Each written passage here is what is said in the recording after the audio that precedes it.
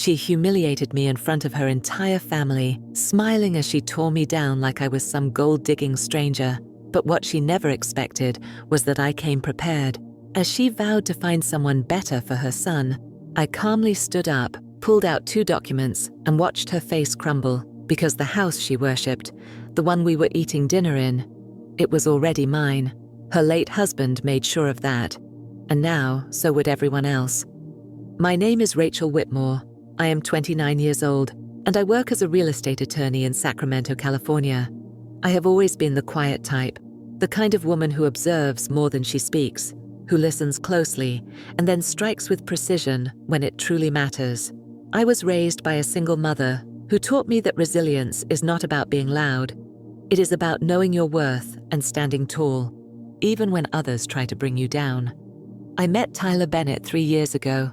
He was charming, intelligent, and everything I was not expecting. We bumped into each other at a property law seminar, of all places, and our connection was instant. He was a civil engineer, and we talked for hours that day about land rights, California zoning laws, and eventually about life. It felt easy with him, natural, like I could finally exhale after holding my breath for far too long. We dated quietly for the first 6 months. Tyler came from an upper-middle-class family, while I came from modest beginnings. I never thought it would matter to him, and to his credit, it never did. But from the very first time I met his mother, Karen Bennett, I knew she had already decided I was not good enough for her son. Karen was the type of woman who wore her judgment like perfume, strong, overbearing, and impossible to ignore. She worked as a socialite, meaning she attended charity luncheons, judged other people's shoes, and told waitstaff how to do their jobs. The first time she looked at me, her eyes skimmed over my Marshall's handbag, my Payless flats, and my second-hand dress as if she were scanning a barcode that came up not worthy. She smiled, tight-lipped. "So, you are Rachel. Tyler mentioned you are in law?" "I am an attorney, real estate law," I answered, meeting her eyes. "Oh, property. How useful," she said, before sipping her wine, as if she were trying to wash the taste of me out of her mouth. Over the next 2 years, I did everything I could to win her over. I volunteered at her charity events, brought her roses on her birthday, and even helped fix a minor zoning issue she had with one of her rental properties. For free. She never thanked me. Not once. Instead, she introduced me to her friends as Tyler's little lawyer girlfriend, with a smile that screamed insincerity. Tyler saw it. He tried to stand up to her, but Karen had a way of weaponizing her approval. Every time we pushed back, she would suddenly fall ill or create some fabricated family emergency that made him feel guilty. I told him I could handle it, that I was used to strong personalities, but deep down, I knew Karen was playing a longer game. She was waiting for a moment to cut me down in front of everyone.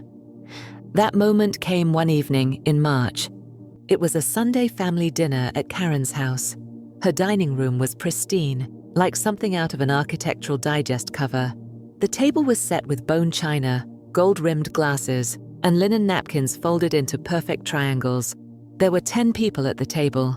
Karen, Tyler, his older brother Greg, and his wife, his Aunt Margot, and Uncle David, a few of Karen's friends from her country club, and me. Dinner started off fine. If you consider shallow conversation and passive-aggressive remarks, fine. But midway through the meal, as we were eating grilled salmon with roasted asparagus, Karen placed her wine glass down with deliberate grace and cleared her throat. "I have something to say," she announced, dabbing her lips with her napkin. I froze. I knew that tone. Tyler looked at me, eyes apologetic, before anything had even been said. Karen turned toward me and smiled, too widely. "Rachel, dear, you have been around for quite some time now, and while I am sure you are a lovely person in your own way, I just want to be honest. I do not think you are good enough for my son." The room went silent. You could have heard the sound of a wine glass cracking if someone squeezed it too hard. Everyone stared at her, mouths slightly open, unsure whether to intervene or wait for her to continue. She did not wait. "Tyler comes from a legacy of strength, sophistication, and excellence. I have no doubt you work hard, but you do not belong in this family, and I will make sure he finds someone who does." It took every ounce of strength in me not to shake. Not because I was afraid, but because I was furious. I placed my fork down gently, reached into my bag, and stood up. "I thought you might say something like this, Karen," I said, pulling out a manila folder. "Which is why I brought this." I opened it slowly and removed 2 documents. The first was a certified engagement agreement signed by Tyler and myself a week ago. The second was the real bombshell. It was the property deed for the house we were currently sitting in. Karen squinted, confused. "This," I said calmly, "is the deed to this house. Your house. Well, technically, my house now. Your late husband, Ronald Bennett, sold this home into a blind trust 2 years before he passed, and earlier this month, that trust was released to me." She blinked twice, then looked at the document as if it were written in ancient Greek. "That is not possible," she whispered. "Oh, it is," I said. "I handled the transaction myself. Ronald knew how you treated me. He also knew how much of this house's equity you drained to host social functions. He did not want this place to fall into ruin. So he made arrangements." The entire table was in stunned silence. Tyler stared at me like he was seeing me for the first time. Greg looked like he had seen a ghost. Karen, however, turned pale. "You are lying," she hissed. "He would never."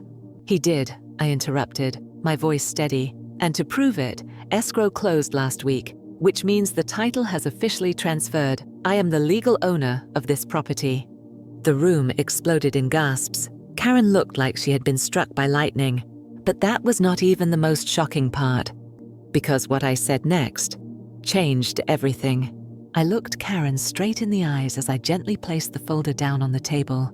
I could see the flicker of panic rising in her throat, masked poorly behind forced composure. Her perfectly sculpted face twitched ever so slightly as she reached for her wineglass with trembling fingers. But I was not finished. "I know this is a lot to take in," I said, "but Ronald left behind something else, something he wanted me to deliver personally. I thought tonight might be the perfect occasion." I reached into the folder one last time and pulled out a sealed envelope with her name written in her late husband's handwriting. Karen stared at it like it was a ghost from the past. She did not reach for it, so I placed it next to her untouched dessert plate and sat down again, calm and composed, while my insides roared with the fire of every insult she had ever whispered behind my back. Tyler looked stunned, but not upset. In fact, for the first time in years, he looked relieved. Still, the rest of the table could barely hold their silence, especially Aunt Margot, who was always 2 sips away from letting loose. She finally spoke up. "I cannot believe Ronald did this. Why would he give Rachel the house?" It was Greg who answered. His voice was sharp and colder than I had ever heard it before.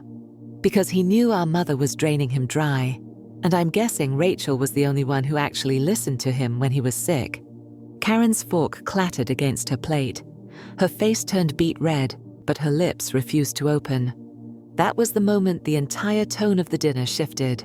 Karen, once the orchestrator of every smug conversation, was now the center of pity and suspicion. But even I did not expect what would happen next. After dinner, as the guests awkwardly left one by one, Tyler followed me to the living room, his voice quiet but firm. "You could have told me," he said, "about the house, about the deed." "I wanted to," I replied honestly, "but I also wanted you to see her for who she really is, without me interfering." He nodded slowly, processing everything. But before he could speak again, Karen marched into the room, envelope now opened, hands shaking. "You had no right," she hissed. "This is my house, my legacy." "No, Karen," I said softly. "It was Ronald's house, and he chose what to do with it. That was his right." She glared at me like I had ruined everything she had spent decades building. And maybe I had. But she had built it on control, manipulation, and image. I built my life on truth. As she stormed off upstairs, I thought it was over. But then, 3 days later, I received a letter in the mail from the city zoning office. The letter claimed that the property had a zoning violation, an unauthorized addition built without a permit. If not resolved, it would require the owner to either tear down the structure or pay thousands in penalties. It made no sense. The house had passed every inspection. I would know. I was the one who checked the records. I dug deeper, and what I found made my blood run cold.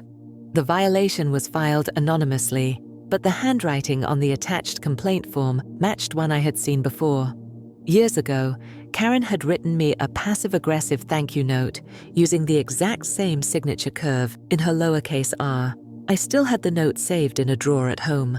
She had reported her own house for a fake zoning violation to sabotage me, but that was not even the worst part. Because as I investigated further, I discovered that Karen had also filed a quiet legal motion to contest the deed transfer, claiming that Ronald had been mentally unfit at the time of the trust agreement. She was trying to reverse it all, behind my back, after pretending to back down. I stared at the court papers in disbelief. She was not giving up. She was going to fight me. But what she did not know was that I had one final card to play, something Ronald had given me in private, something that could not only end her challenge, but destroy her entire social reputation. And the moment she set foot in that courtroom, I would use it. The courtroom was quiet, almost eerily so, as the hearing began. Tyler sat beside me, holding my hand, his jaw clenched in disbelief that things had come to this. Across from us sat Karen, draped in a navy blue suit that probably cost more than my entire law school tuition. She did not glance at me, not once. Her attorney, a man who looked like he specialized in covering up family scandals, began arguing that Ronald had not been of sound mind when he transferred the deed. The judge listened carefully, occasionally scribbling notes as the lawyer painted Ronald as an aging, confused man manipulated by a younger woman with ambition. I said nothing. I let them speak. I let them show their cards. And when the time came, I stood up with the calmness of a woman who knew exactly how this would end. I opened my folder and presented the court with a video Ronald had recorded just 2 weeks before the trust was signed. It was a legal deposition, filmed in his attorney's office. In it, Ronald clearly and concisely explained that he was fully aware of what he was doing and why he had chosen me. He looked into the camera and said, "My wife, Karen, has treated Rachel with disdain from the moment she met her. She is obsessed with control and appearances. I trust Rachel not because she is with my son, but because she has never once asked me for anything. She listened to me when no one else did." The courtroom was still as the video played. Karen looked like the blood had been drained from her body. Her attorney tried to object, but it was too late. The video was already in the record, and there was more. I handed the judge a second document, an addendum signed by Ronald and his attorney, stating that any legal attempt to overturn the deed transfer would trigger a clause in his will that required a full financial audit of Karen's estate by an independent firm. That clause was Ronald's final warning. Do not test me. The judge looked at the papers, then at Karen, and dismissed the challenge on the spot. The deed stood. The house was mine. And the judge gave a stern recommendation that Karen cease further legal action or risk violating multiple sections of the will. But I was not done yet. As we walked out of the courtroom, Karen brushed past us in silence, but halfway to the parking lot, she spun around. "This is not over," she snapped. "You may have fooled Ronald and the courts, but you cannot hold this family together." "I'm not trying to," I said. "But while we are talking about families, how is Greg doing lately? You know, your other son." Her eyes narrowed. "What do you mean?" I stepped closer and lowered my voice. "Because I spoke to someone at the Department of Real Estate Licensing. Apparently, Greg has been using false appraisals to inflate home values in multiple sales. It is fraud, Karen. And you know what is worse? Your name appears on at least 3 of those sales as a consultant." She went white. "I have not gone public," I continued. "Yet. But if you keep coming after me, I will have no choice." Karen took a step back, her mouth opened slightly, but no words came out. She knew I was not bluffing. I did not need to raise my voice. I had the facts. I had the evidence. And now, I had all the power she spent her life trying to protect. But even with the legal battle won, the emotional war had just begun.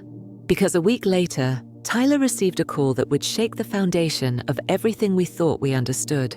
It was from a man named Leonard Drayton, an attorney from New York. He said he was contacting us regarding a sealed inheritance matter involving Ronald's estate, one that had never been disclosed to the family, and he asked to speak to me directly. When I got on the call, his first words were, Miss Whitmore, were you aware that Ronald had a second property in upstate New York, and that he left it to a woman named Diane Whitmore? My heart stopped. Diane Whitmore. My mother. I could barely breathe. Ronald had known my mother. Leonard continued. According to his notes, Diane was an old friend. He supported her financially in secret for years. When she passed away from cancer, he left the property to her daughter, Rachel. You. The room spun. Ronald had known who I was all along, and the house deed was not just about Karen. It was about something much, much bigger. I sat in the silence of my office long after the call ended, the receiver still pressed against my hand, though the line had gone dead. My chest was tight. My thoughts, louder than any voice around me, spiraled through years of memories that suddenly meant something entirely different. My mother, Diane, had died when I was 17. She never told me much about her past. She worked long hours as a nurse, barely made ends meet, and always looked at me with a weight behind her eyes, like she was guarding a secret she did not have the strength to reveal. I never pushed her. I just assumed life had been hard. But now, that weight made sense. She had known Ronald, and Ronald had known me. I went through every photo album I had that night, searching for something, anything. Then I found it. A black and white picture tucked deep in the back, one I had never noticed before. It was faded but unmistakable.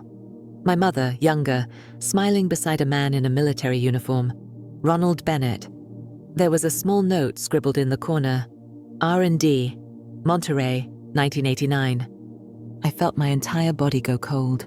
This was not just a friendship. This was something else.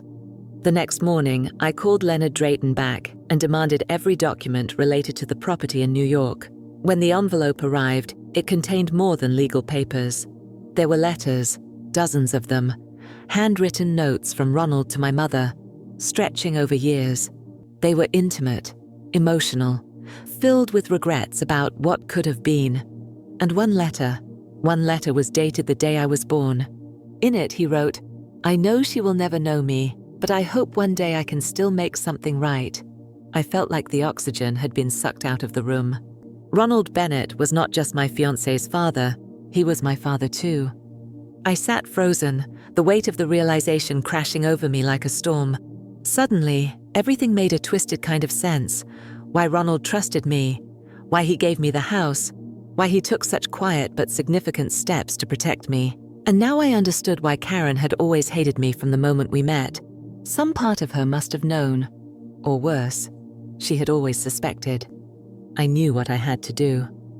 I drove back to Karen's house, my house now, and waited in the kitchen until she returned from one of her country club events. She walked in, sunglasses still perched on her head, clearly caught off guard when she saw me standing by the marble island with a thick envelope in my hand. "What now?" she sighed. I did not waste time. I handed her the letters, told her to read them. At first, she scoffed and refused, but when I read aloud the line, "I will always love Diane, no matter how many years pass," her fingers trembled as she reached for the pages. She read in silence. Her face changed with every paragraph. Anger, sadness, horror, then denial. "This is not real," she whispered. He was grieving. He did not know what he was writing. "No," I replied firmly. "He knew exactly what he was doing. And you knew, didn't you? Maybe not everything, but you felt it. That is why you hated me." Karen turned toward me, her expression sharper than it had ever been. "He loved your mother. I knew it from the moment I saw him smile at a photo he kept hidden in his drawer. He never smiled at mine that way. I spent my life being the proper wife, the perfect hostess, and still, I was second." There it was, her truth, bitter, ugly, and raw. But she was not finished. "You want to destroy me, is that it?" she spat. "You already have my house. What more could you possibly want?" I stared at her, the woman who had made me feel small for years, now unraveling before me like a silk ribbon finally snapping at its core. "I want you to know the truth," I said, "because you spent years trying to tear me down, but you never once asked who I really was. You just assumed I was not enough. But the truth is, your husband, my father, thought I was." She stood there, breathless, trembling, eyes glassy with disbelief. Then, for the first time since I met her, Karen walked out of the room without a word. But peace did not last long, because 3 nights later, someone broke into my office. Papers were thrown everywhere, files scattered, my personal computer gone. The police said it was probably random. I knew better. Someone was scared, and they wanted something silenced. But what they did not know was that I had already made copies, and I had just begun digging. I had anticipated retaliation, but I had not expected someone to go as far as breaking into a law office. The violation was not just professional, it was deeply personal. I spent hours going through the wreckage. The most sensitive documents were missing: copies of Ronald's letters, the video deposition, and most notably, the preliminary findings I had received on the financial audit tied to Karen's estate. But what they overlooked was a flash drive I always kept hidden behind a loose panel in the office bookshelf. It held duplicates of everything they stole, and one more thing they never knew existed.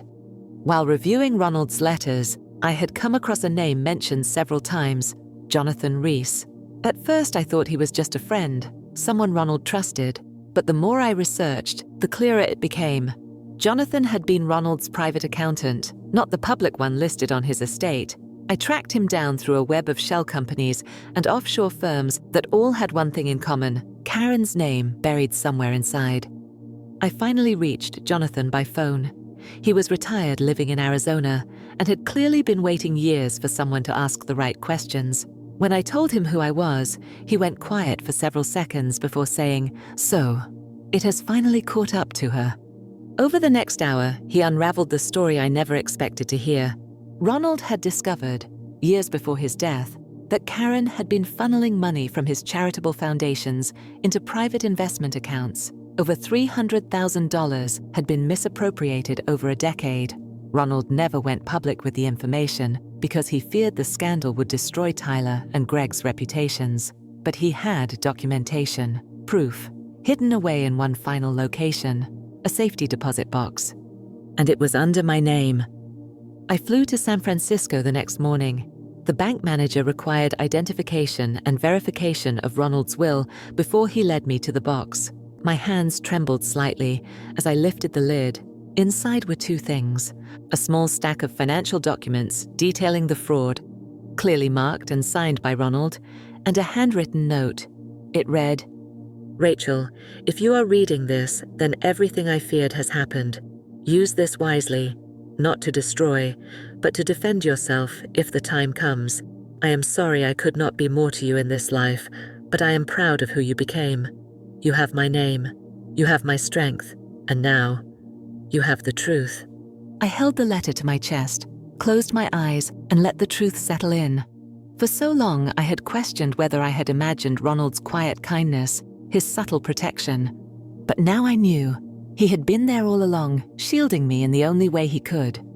When I returned home, Tyler was waiting for me on the porch, his expression tight.